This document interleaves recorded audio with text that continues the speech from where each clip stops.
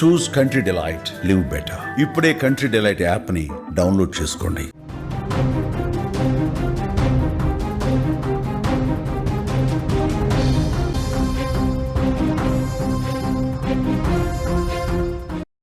బంగాళాఖాతంలో ఏర్పడిన అల్పపీడనం ప్రభావంతో ఏపీలో భారీ వర్షాలు కురుస్తున్నాయి.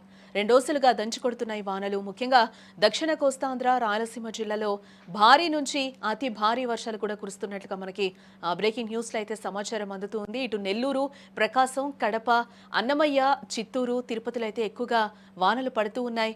ఉమ్మడి గుంటూరు జిల్లాలో కూడా విస్తారంగా వానలు కురుస్తూ ఉన్నాయి. అనంతపురం, శ్రీ సత్యసాయి, కర్నూలు, నంద్యాల జిల్లాలోనూ వర్షం కురుస్తూ ఉంది. భారీ వర్షాలకు లోతట్టు ప్రాంతాలన్నీ కూడా జలమయం అయిపోతూ ఉన్నాయి. కొన్ని ప్రాంతాల్లో పంట నష్టం కూడా సంభవించింది. అలాగే వాగులు, వంకలు పొంగి పొల్లుతూ ఉన్నట్లుగా కూడా మనకి తెలుస్తోంది. భారీ వర్షాల నేపథ్యంలో ఏపీ ప్రభుత్వం ఇప్పటికే అప్రమత్తమైనట్లుగా కూడా తెలుస్తోంది. విదేశీ పర్యటనలో సీఎం చంద్రబాబు అధికారులతో సమీక్షా సమావేశాన్ని అయితే ఏర్పాటు చేశారు.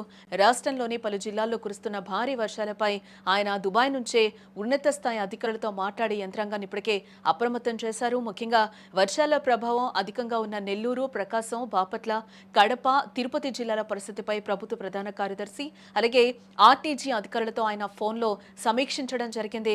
విదేశీ పర్యటనలో ఉన్నప్పటికీ కూడా రాష్ట్ర ప్రజల బాగోగులకే తన ప్రథమ ప్రాధాన్యత అని కూడా చెప్తూ క్షేత్రస్థాయిలో తీసుకోవాల్సిన చర్యలపై కీలక ఆదేశాలను అయితే ఆయన జారీ చేయడం జరిగింది. ప్రభావిత ప్రాంతాలకు అవసరమైన సహాయక బృందాలను వెంటనే పంపించాలని కూడా ఆయన సూచించారు. ఎన్డీఆర్ఎఫ్, ఎస్డీఆర్ఎఫ్ బృందాలను కూడా సిద్ధంగా ఉంచి అవసరమైన చోట రంగంలోకి దించాలని సీఎం చంద్రబాబు ఇప్పటికే ఆదేశించడం జరిగింది. ఇటు రెవెన్యూ, విపత్తు నిర్వహణ అలాగే పోలీసు, జలవనరులు, మున్సిపల్, రోడ్లు, భవనాలు, విద్యుత్ శాఖల అధికారులు పూర్తి సమన్వయంతో పనిచేయాలని, లోతట్టు ప్రాంతాలు, ముంపునకు గురయ్యే గ్రామాల్లోని ప్రజలను గుర్తించి వారిని తక్షణమే సురక్షిత ప్రాంతాలకు, పునరావాస కేంద్రాలకు తరలించాలని కూడా గట్టిగా సూచించడం జరిగింది. అధికారుల స్పందనను కూడా అడిగి తెలుసుకున్న ముఖ్యమంత్రికి ఇప్పటికే దక్షిణ కోస్తాంధ్ర అలాగే రాయలసీమ జిల్లాల్లో కంట్రోల్ రూమ్లు ఏర్పాటు చేసి పరిస్థితిని నిరంతరం పర్యవేక్షిస్తున్నామని కూడా వారు చంద్రబాబుకి వివరించడం జరిగింది. నిన్నటి నుంచి కూడా మనం చూస్తూ ఉన్నాం. గత 2-3 రోజుల నుంచి కూడా ఏపీని వర్షాలు ఏ విధంగా అతలాకుతలం చేస్తున్నాయో కూడా మనకి తెలిసిన విషయమే. ఓ పక్కన రోడ్లన్నీ కూడా మునిగిపోయిన పరిస్థితి కనిపిస్తూ ఉంది.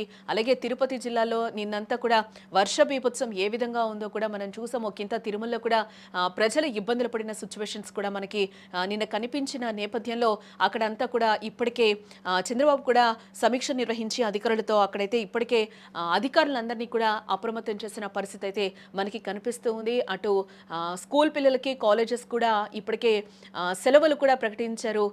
వర్ష బీభత్సం తట్టుకోలేక అక్కడ స్కూల్స్ కూడా 2 రోజులు సెలవు ప్రకటించిన విషయం కూడా మనకి తెలిసిందే. ఇటు బంగాళాఖాతంలో ఒక అల్పపీడనం ప్రభావంతో ఇప్పటికే రాష్ట్రంలో వర్షాలు కురుస్తూ ఉండగా రేపు మరో కొత్త అల్పపీడనం ఏర్పడనుందని కూడా రాష్ట్ర విపత్తుల నిర్వహణ సంస్థ వెల్లడించింది. ఈ 2 వాతావరణ వ్యవస్థల కారణంగా రాష్ట్ర వ్యాప్తంగా విస్తారంగా వర్షాలు కురుస్తాయని, ప్రజలు అప్రమత్తంగా ఉండాలని కూడా హెచ్చరించారు అధికారులు. ప్రస్తుతం ఉత్తర తమిళనాడు, దాని పరిసర ప్రాంతాలపై ఉన్న అల్పపీడనం క్రమంగా బలహీనపడుతోందని, ఇది రానున్న 24 గంటల్లో దక్షిణ అంతర్గత కర్ణాటక వైపు కదులుతూ మరింత బలహీన పడుతుందని కూడా అధికారులు చెప్తూ ఉన్నారు. దీని ప్రభావంతో దక్షిణ కోస్తా, రాయలసీమ ప్రాంతాల్లో మోస్తరు నుంచి విస్తారంగా వర్షాలు కురుస్తూ ఉన్నాయి.